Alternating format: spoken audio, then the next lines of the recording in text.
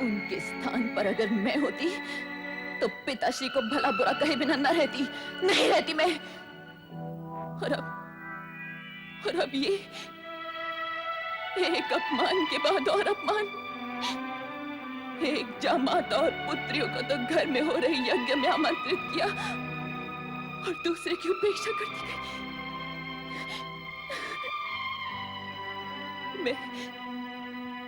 मैं क्या करूं? मैं क्या करूं और क्या ना करूं?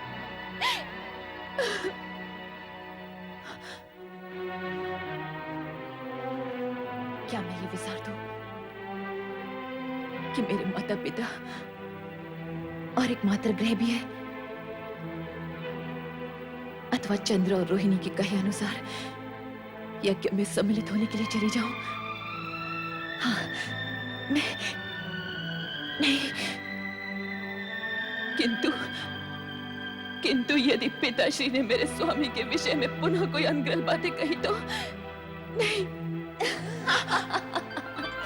तो सुन लेना। नहीं, कदापि नहीं। मैं अपने स्वामी के अपमान में दो शब्द भी नहीं सुन सकती, नहीं सुन सकती मैं। तो तू वहां जाने की क्यों सोच रही है, जहां अपमान के कांटे चुभने की अधिक संभावना हो? और जबकि तेरे पति ने भी उस प्रसंग को विसार दिया है, तो तू उनकी राख के ढेर में से चिंगारियां चुनने हेतु क्यों जाने की इच्छुक है?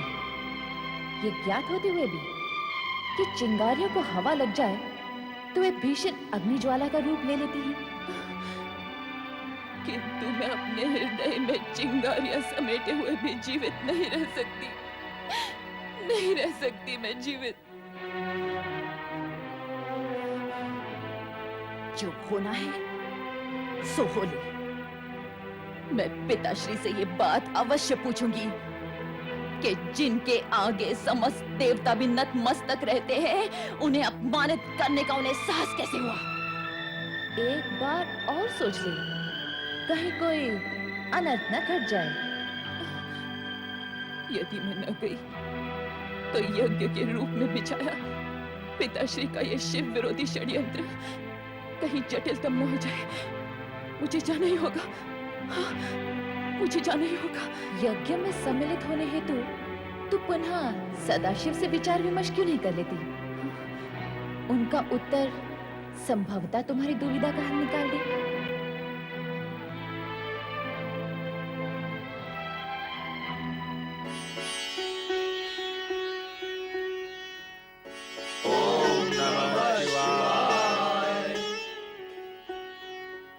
सती माता की जय।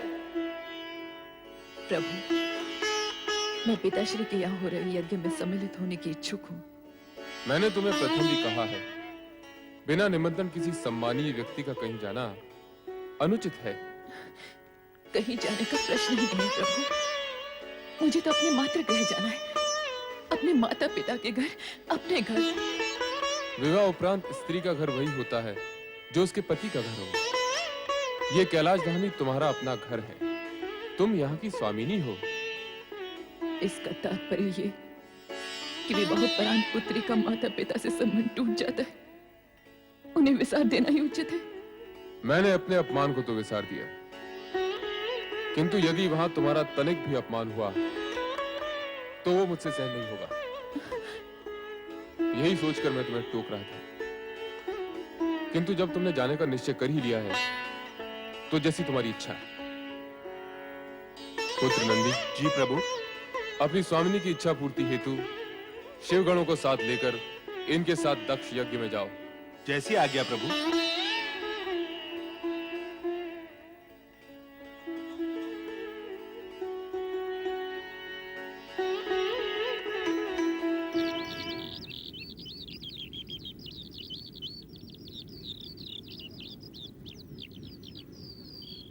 प्रजापति दक्ष, यज्ञ आरंभ करने का समय हो गया है।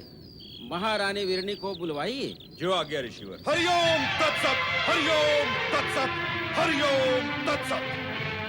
बिना भगवान शिव की उपस्थिति के ये यज्ञ नहीं हो सकता। ऋषिवर, मेरे इस यज्ञ के इष्ट देव श्री हरि विष्णु जी हैं, किंतु वो मंगलमय भगवान शिव कहाँ है? जिनकी कृपा से समस्त मंगल कार्य संपन्न होते हैं, जिनके नेत्रों से देखे जाने पर मरुभूमि भी लहलहाती पुण्य भूमि बन जाती है। हे दक्ष, ऐसे तेजस्वी मंगलमय भगवान शिव को शीघ्र ही यहाँ बुलाकर इस यज्ञ की सफलता के प्रति पूर्ण रूप से निश्चिंत हो जाओ। देवेश्वरों, यदि वो परम शिव देवी जगदम्बा सहित यहाँ आ गए तो ही यह यज्ञ पूर्ण हुआ समझो, अन्यथा नहीं। ये मेरा सत्य वचन है। अपना सत्य वचन अपने पास ही रखो ददेच। जब सभी देवताओं के मूल भगवान श्री हरि विष्णु जी यहाँ उपस्थित हों, लोक पितामह ब्रह्मा वेदों उपनिषद और विविध आगमों के साथ यहाँ पधार चुके हों, देवगणों के साथ देवराज इंद्र भी अपना आसन ग्रहण कर चुके हों, वेद और वेदाय को जानने वाले ऋषिगण भी इस यज्ञ की गरिमा बढ़ा रहे हों, तो हमें उस शिव से क्या प्रयोजन जो अकुलीन, अनाथ और आत्म प्रशंसक है? वो इस यज्ञ में बुलाए जाने के योग्य ही नहीं है। तुम जो चाहे तर्क देते रहो दक्ष, परंतु मैं तो मात्र एक ही बात कहूंगा कि बिना भगवान शिव की उपस्थिति के तुम्हारा ये यज्ञ अयज्ञ हो गया। तुम्हारा विनाश निश्चित है दक्ष, निश्चित है तुम्हारा सर्वनाश, निश्चित है तुम्हारा सर्वनाश। माते, माते, मैं कितनी बार आपसे पूछ चुकी हूँ कि पिताश्री ने भगवान शिव और बहन सती को यज्ञ के लिए आमंत्रित क्यों नहीं किया, किंतु आप कोई उत्तर ही नहीं देते। आप कुछ बोलती क्यों नहीं माते? क्या बोलूं पुत्री, यही कह सकती हूँ कि विनाशकाली विपरीत बुद्धि। तुम्हारे पिता से मैंने शिव सती को निमंत्रण भेजने का इतना आग्रह किया, किंतु उनके हट के आगे मैं हार गई। घर में इतना बड़ा यज्ञ का आयोजन है, हर्षोत्साह का वातावरण है, किंतु मेरा हृदय किसी अनजान अनिष्ट की आशंका से काम जाता है। महारानी जी, महारानी जी, स्वामी ने। क्या हुआ मंगला, इतनी व्याकुल क्यों हो? यज्ञ भूमि में ददीच और स्वामी के बीच भगवान शिव की अनुपस्थिति के कारण कहासुनी हो गई। क्रोध से भरे मुनि और अनेक शिव भक्त यज्ञ भूमि से उठकर चले गए। जिसका मुझे डर था वही हुआ।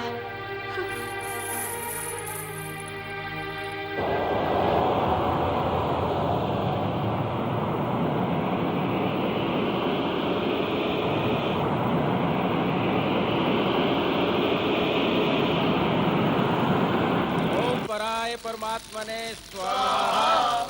ओम पराय परमात्मने स्वाहा। ओम पराय परमात्मने स्वाहा।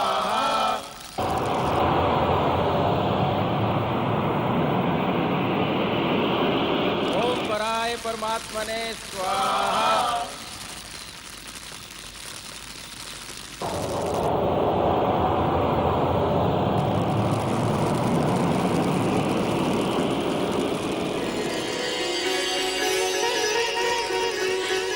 सती,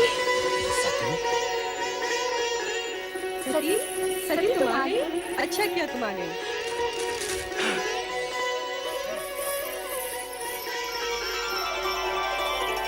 पुत्री सती, तुम आ गई। ये तुमने बहुत अच्छा किया। जब से तुम्हारी सब बहनें आई हैं, तब से मैं तुम्हारा ही स्मरण किए जा रही हूँ। आओ, यज्ञ आरंभ हो चुका है। आओ। मैं यज्ञ में सम्मिलित हो नहीं, ये पूछने आई हूँ कि मेरे स्वामी शिव शंकर को इस आयोजन के निमित्त आमंत्रित क्यों नहीं किया गया? पुत्री,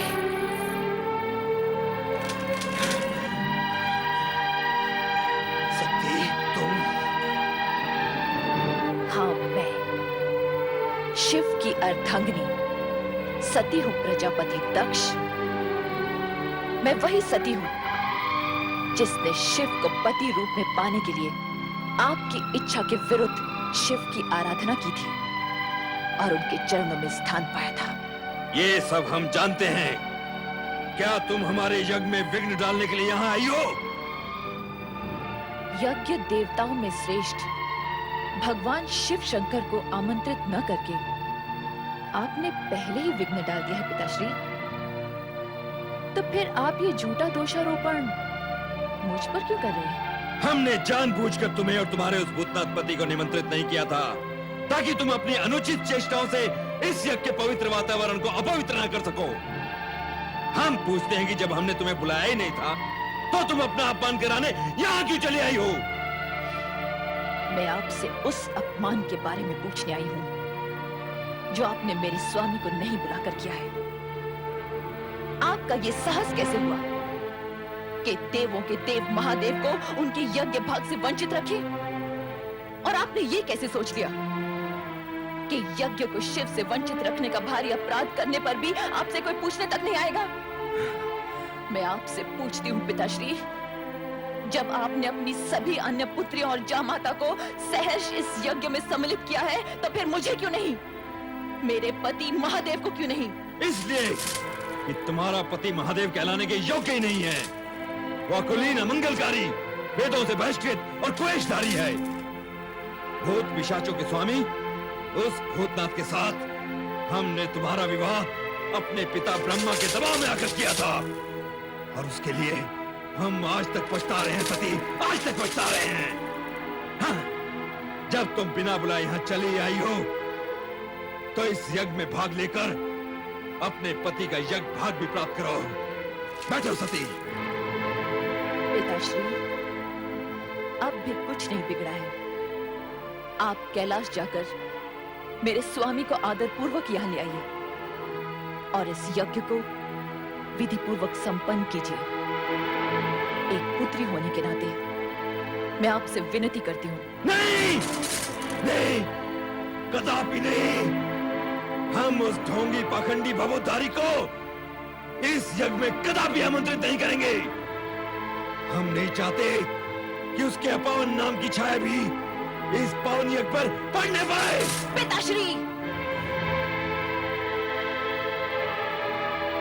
परम पावन शिव को अपवन कहकर अपने आप को अपवन ना कीजिए।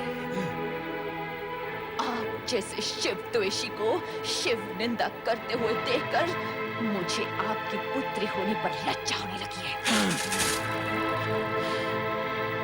हे विधाता, आपने मुझे ऐसे पिता की पुत्री क्यों बनाया जो सर्वोत्कृष्ट परमात्मा शिव की स्तुति करने के बदले उनकी निंदा कर रहा हो? सती, बंद करो ये नाटक।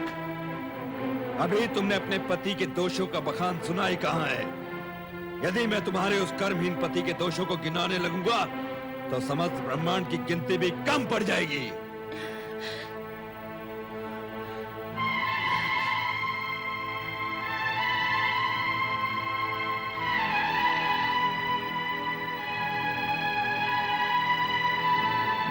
सृष्टि के पालक श्री हरि विष्णु, सृष्टि के रचनाकार परम पिता ब्रह्मा, क्या आप शिव निंदा सुनने के लिए इस यज्ञ में सम्मिलित हुए? जिन सदा शिव की कृपा दृष्टि पाने के लिए आप उनकी स्तुति करते करते नहीं थकते, उन्हीं शिव की निंदा सुनते हुए आप मूर्ति के समान निश्चेष्ट बैठे? क्या आपके प्राण सुध बुद्ध खो बैठे? क्या आपकी अंतरात्मा मर चुकी है? महाराज दक्ष, शिव पत्नी सती इस यज्ञ के वातावरण को दूषित कर रही है।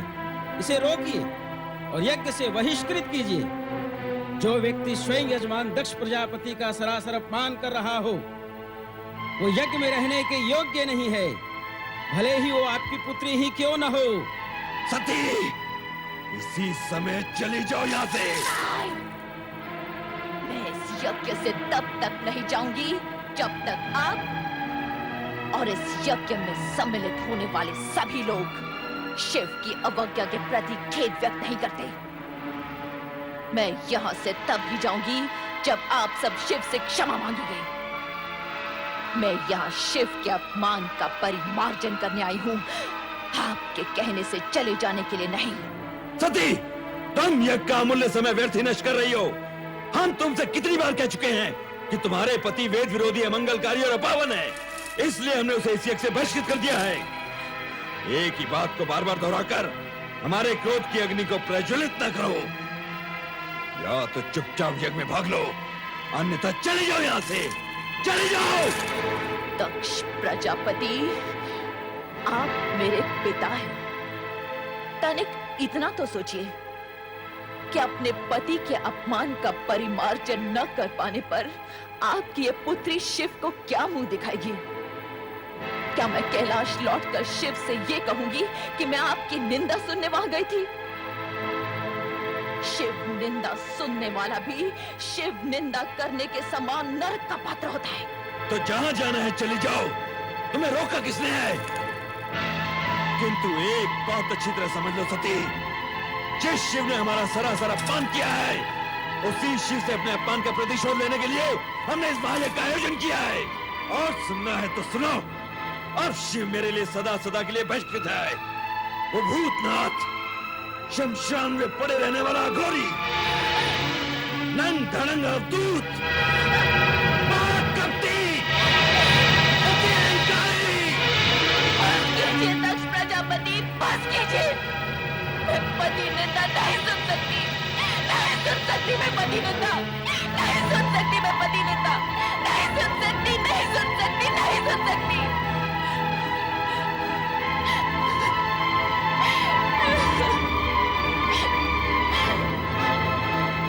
मेरे स्वामी,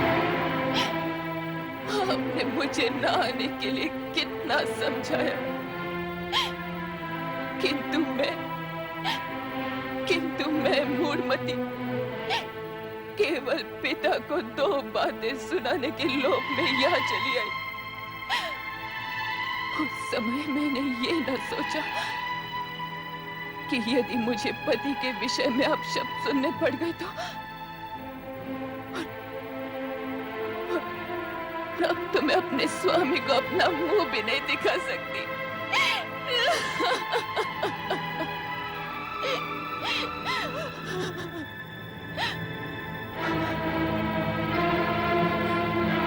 जिस स्थान पर मुझे अपने पति की इतनी निंदा सुननी पड़ी, वहीं के वहीं मैं अपने इस देह का त्याग कर दूंगी।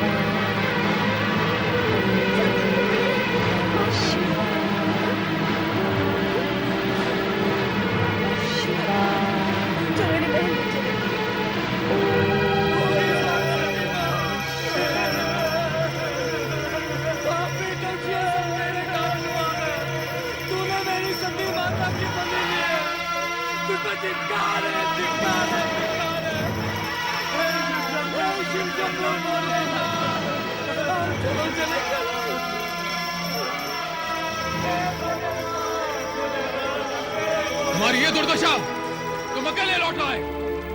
देवी सती कहाँ है? देवी सती कहाँ है? देवी सती कहाँ है? यज्ञ में दक्ष ने आपका अपमान किया, आपकी निंदा की। ये सुनकर माता सती ने ये कहा कि उनको जीवित रहने का कोई अधिकार नहीं, और ये कहा कि आपको अपना मुख दिखलाने का भी कोई अधिकार नहीं। और ये कहते कहते आत्मदाह कर लिया। नहीं, नहीं, नहीं!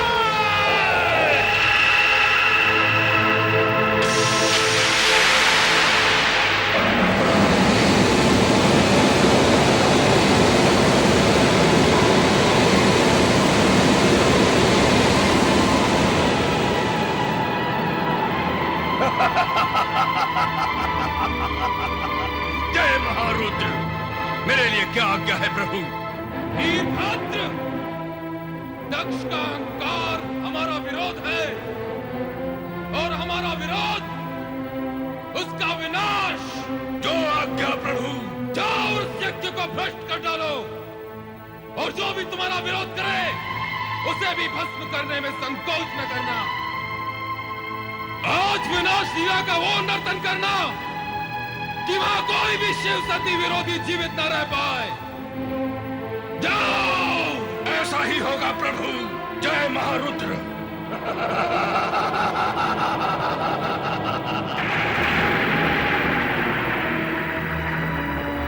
हे दुराचारी दक्ष, तेरे इस यज्ञ का विनाश हो जाएगा। तुझ पर दुर्भाग्य और विपत्तियों का आक्रमण होगा, और उससे तेरी रक्षा करने का किसी ने प्रयत्न भी किया तो उसका अंत निश्चित है। कुछ ही समय में यहाँ विनाश का तांडव होने वाला है। विनाश का तांडव होने वाला है। विनाश का तांडव होने वाला है।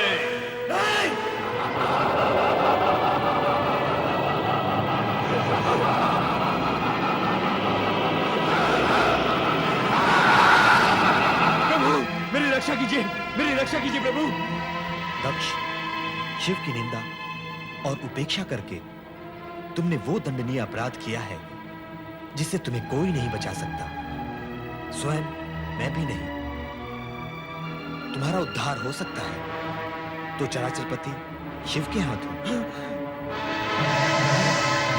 प्रभु, प्रभु,